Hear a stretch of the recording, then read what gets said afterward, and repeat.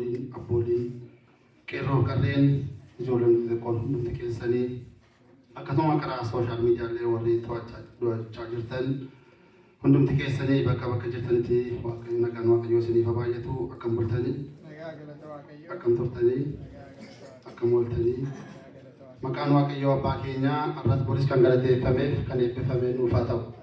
Akkasuma maqaa isaa waamnee maqaa ishee kan hin dagannee haadha waaqayyoo dubaroo Maariyaam kan galateeffamteef kan eebbifamtee nuuf haa taatu.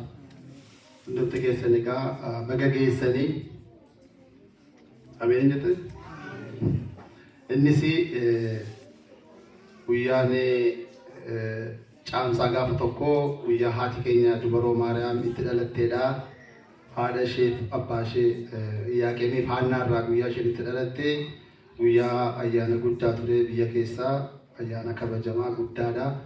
Guyyaa dhaloota isheen dhalatte booda faamilii ishee irraa yookaan paarentii ishee irraa gooftaa keenya Yesuus Kiristoos ishee filate jechuudha. Isheen akkuma keenya nama turte beektu namaadha namarraa dhalatte. Yesuus Kiristoos garuu dubartoota miliyoona meeqa keessaa ishee filatee ishee keessa bulee jechuudha. Hafuura qulqulluudhaan.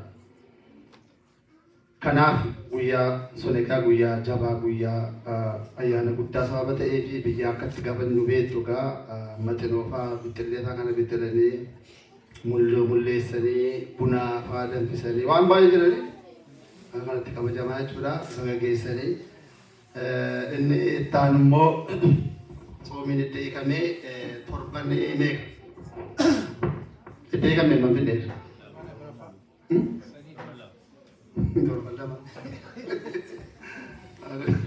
Kameraa sama finne? Adda torban arfaffaasaati. Arfaffaadha jechuudha. Torban isaa yeroo akkuma yeroo qabaa warra qiddisti jedhaa deemnu sana yeroo hiikamusii akkasuma qaama qaba torban isaa jechuudha. Amma baala yookaan immoo guyyaa 50ffaatti amma guyyaa 4 qulqulluutti bu'itti jechuudha. Amma gaafa sanatti maqaa qabaa har'a torban arfaffaa jalqabnee jechuudha gaafas. Egaa isa kaan immoo itti deebinaa kadhannaa kidaanii amma danda'amutti amma yoonaatti nuusaa qabeera kadhannaadhaan amma kanatti taasisuudhaan faarfannaa tokko faarfannee gara ijoollotaatti dabarrachuudhaan sagantaa adda sababa jiruu fi sagantaa keenyaaf fuulduraa duubaan akka hordoftan bakka jirtan jiraattanii warri hunduma keenyaaf ta'u